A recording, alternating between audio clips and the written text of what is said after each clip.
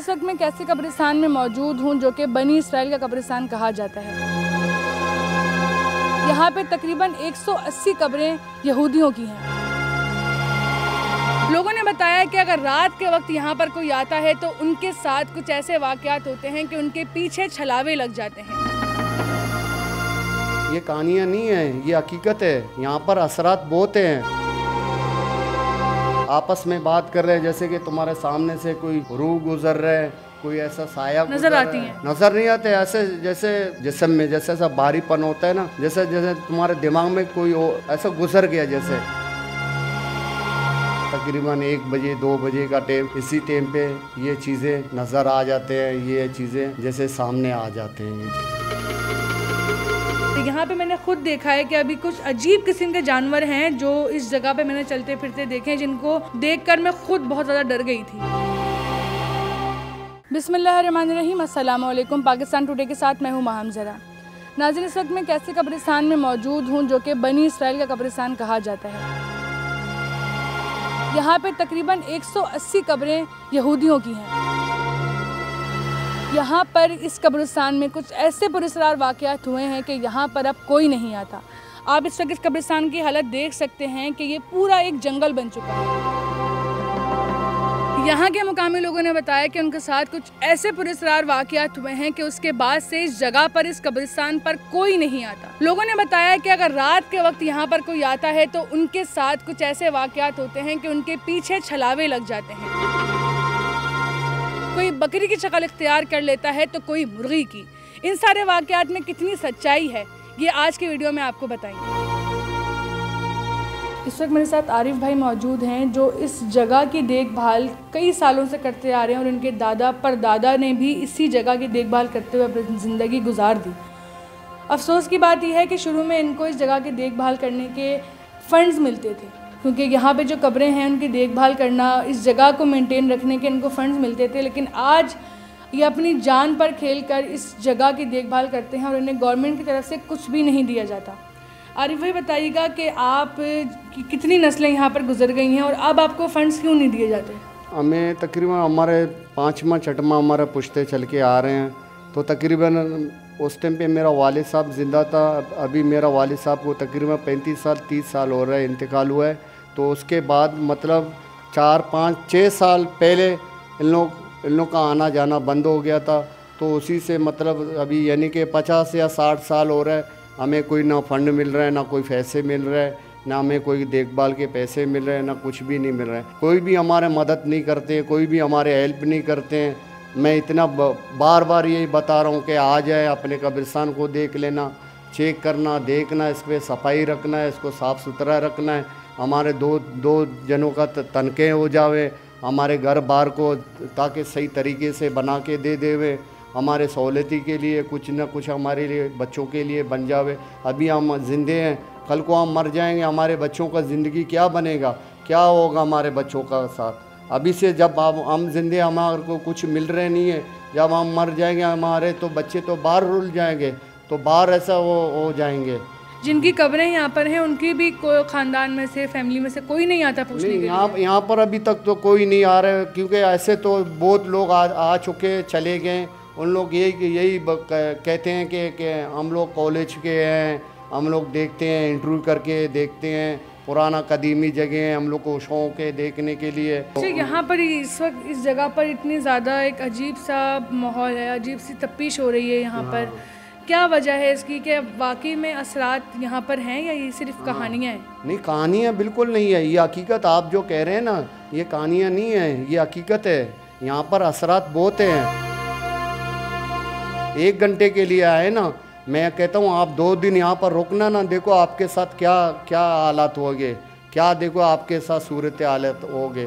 आप फिर जानोगे कि वाकई ये शख्स, इन लोग सही कह रहे हैं कि वाकई कि ये कैसे रह रहे हैं और कैसे अपने को यहाँ पर वो कर रहे हैं, अपनी ज़िंदगी बसर रहे हैं। कैसे आप लोग, अगर वाकई में यहाँ पर चीज़ें आपके साथ भी हुई हैं यहाँ पर, तो किस तरह सरवाइव कर रहे हैं इतने सालों से? तो हम लोग ज़्यादा लिहाजा हम लोग ये कि हमारे बच्चे हैं, पढ़ते हैं, कुरान शरीफ पढ़ते हैं, नमाज़ पढ़ते हैं। तो हम लोग ये कि अपना अल्लाह को याद करते हैं, अपने ये पानी दम करके पानी पी लेते हैं, वज़ू में होते हैं, वज़ू में होते हैं, नमाज़ पढ़ते हैं। तो मतलब ये है कि अभी हमारे सिर पे टोपी नहीं है, पहले हम या इसके अंदर आते थे तो बहरहाल टोपी इसके ज़रूरी होती है। क्या ऐसा खौफनाक देखा है आपने जिससे आप लोग भी इतने खौफज़दा रहते हैं इस जगह से? हम लोग तो खैर अभी तो आदी हो चुके थे, अभी आदी हम लोग हो गए। हम लोग को इतना तो पहले बहुत डर लगते थे, अभी हमें इतना डर नहीं लगते हैं, अभी हम लोग बेधड़क आते हैं। अच्छा, यहाँ पर वैसे क्या आपने वाज़े तौर पर क्या चीज़ें देखी हैं जो आप कहते हैं कि यहाँ पे असरात हैं? असरात ये रहे कि जैसे कि आप आपस में बात कर रहे हैं, जैसे कि तुम्हारे सामने से कोई रूह गुजर रहा है, कोई ऐसा साया नज़र आती हैं? नज़र नहीं आते, ऐसे जैसे वो होते जिस्म में जैसे ऐसा भारीपन होता है ना, जैसे जैसे तुम्हारे दिमाग में कोई ऐसा गुजर गया जैसे ऐसी छलावे वगैरह भी, बकरी आपने बताया था छलावे पीछे लगते हैं, बकरियाँ वगैरह होते हैं और मुर्गियाँ होते हैं और उसके बच्चे चूज़े वगैरह ये चीज़ें होते हैं। और यहाँ पर यानी कि मैंने खुद ही अपने आंखों से अजदे भी बड़ा देखा है यहाँ पर, तो अभी तकरीबन 4-5 साल हो रहे हैं उसको मैं यहाँ पर नहीं देख रहा हूँ। अच्छा, असरात यहाँ पर शुरू से हैं जब ये कब्रिस्तान बना है या फिर ये जंगल जो इसकी आज हालत हो गई है इसके बाद में? पहले क्योंकि बहुत होते थे, पहले बहुत होते थे, हमारे वाले साहब कहते थे पहले यहाँ पर बहुत होते थे। अब यानी कि अब शहरी बाहर क्योंकि आबादी कब्रिस्तान बन गए, लोग रात को 12 बजे 1 बजे मैयत भी जनाजे भी ले आते हैं, तो मतलब ये है कि आबादी ज़्यादा हो गया, तो ये लिहाजत है मगर कम में इतना वो चीज़ नहीं है। रात के टाइम लेकिन आपको वाज़े नज़र आएगा वहाँ रात को तकरीबन लास्ट टाइम पे तकरीबन 1 बजे 2 बजे का टाइम, इसी टाइम पे ये चीज़ें नज़र आ जाते हैं, ये चीज़ें जैसे सामने आ जाते हैं।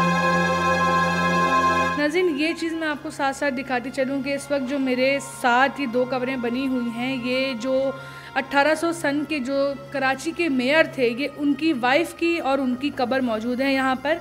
और यहाँ पे मैं अगर अपना पर्सनल एक्सपीरियंस आपके साथ शेयर करूँ तो यहाँ पे आने के बाद से मेरी भी तबीयत जो है वो कुछ ठीक नहीं है, क्योंकि यहाँ पे एक अलग किस्म का माहौल है। जैसा लगता है कि यहाँ पे ऑक्सीजन की कमी है, हालांकि ये पूरा खुला इन्वायरमेंट है, खुली जगह है, लेकिन यहाँ पर फिर भी ऑक्सीजन की बहुत ज़्यादा कमी महसूस होना, जिस्म में थकावट सी महसूस होना, ये मुस्तकिल मेरे साथ हो रहा है। और यहाँ पे मैंने खुद देखा है कि अभी कुछ अजीब किस्म के जानवर हैं जो इस जगह पे मैंने चलते फिरते देखे, जिनको देखकर मैं खुद बहुत ज़्यादा डर गई थी। आप ये देख सकते हैं कि यहाँ पर इब्रारी ज़बान में भी कुछ लिखा हुआ है और यहाँ पर इंग्लिश में भी लिखा है, यहाँ पर हिंदी में भी लिखा हुआ है। तो ये सब देख के आपको अंदाज़ा होता है कि ये जो कब्रिस्तान है, ये जो जगह है, ये कितनी कदीमी है और ये एक हिस्टोरिकल प्लेस है हमारे मुल्क की, हमारे इस शहर की, लेकिन इसकी हालत बहुत ज़्यादा ख़राब हो चुकी है। आप यहाँ के मनाजिर देख सकते हैं। मैं आपको यहाँ की विंडो से अगर ये मनाजिर यहाँ के दिखाऊं, जो कि एक जगह ही अपने आप में कितना खौफ रखती है, और जिस तरह की कब्रें यहाँ पे बनी हुई हैं वो एक बहुत ज़्यादा शॉकिंग, बहुत ज़्यादा डरावनी कब्रें हैं, क्योंकि इस तरह की अब हमें कब्रें हमारे मुल्क में कहीं पर भी देखने को नहीं मिलती हैं। तो नाज़रीन, ये वो किला है जहाँ पर 1800 सन के जो कराची के मेयर थे उनकी कब्रें मौजूद हैं। मैं आपको अंदर चल के भी इसके मनाजिर दिखाती हूँ कि ये वो 2 कब्रें हैं, जिसमें से ये एक कब्र है जो सैलमन डेविड नामी शख्स की है, जो 1800 सदी में इस कराची का मेयर था, और ये उनकी वाइफ की कब्र है। आप इनको देख के अंदाज़ा लगा सकते हैं कि ये कितनी पुरानी और कदीमी कब्रें हैं। और मैं अगर आपको बताऊं, जब से मैं यहाँ पर आई हूँ मुझे बहुत ज़्यादा तकलीफ़ हो रही है सांस लेने में। मेरे जिस्म के जो हिस्से हैं, जिस्म की जो एनर्जी है वो बहुत ज़्यादा मुझे कम महसूस हो रही है। और कुछ ऐसी छोटे छोटे कुछ इस तरह के कीड़े हैं जो मैंने आज से पहले कभी नहीं देखे, जो मुस्तकिल मुझे काट रहे हैं। और यहाँ पे कुछ ऐसे जानवर भी हैं जो मैं ज़िंदगी में अपनी पहली बार देख रही हूँ, जिनको देखकर मैं खुद खौफज़दा हो गई थी। उसकी वजूहात ये भी हो सकती हैं कि एक तो ये बिल्कुल जंगल बन चुका है और यहाँ पर कोई नहीं आता, और दूसरा ये कब्रिस्तान है। जैसे कि आरिफ भाई ने बताया कि यहाँ पर जो जिन्नात हैं, जो आसेब हैं, वो छलावों की शक्ल इख्तियार कर लेते हैं। तो कुछ नहीं कह सकते कि जो चीज़ें सामने आ रही हैं उसके पीछे क्या सच है, क्या जो है ना वो उसमें हकीकत है, लेकिन यहाँ पर माहौल बहुत अजीब है। और यहाँ पर आना रात के टाइम तो मैं हिम्मत नहीं कर सकती। मैं दिन टाइम फिर भी आ गई, लेकिन रात के टाइम इस जगह पर आने का मैं सोच भी नहीं सकती, क्योंकि जिस जगह की हालत दिन के वक्त इतनी ज़्यादा पुरअसरार है, वो रात में किस तरह की होगी। तो उम्मीद करती हूँ कि आज का प्रोग्राम आपको पसंद आया होगा। इंशाल्लाह आपसे फिर मुलाकात होगी। आज के प्रोग्राम में सिर्फ इतना ही। अल्लाह हाफ़िज़।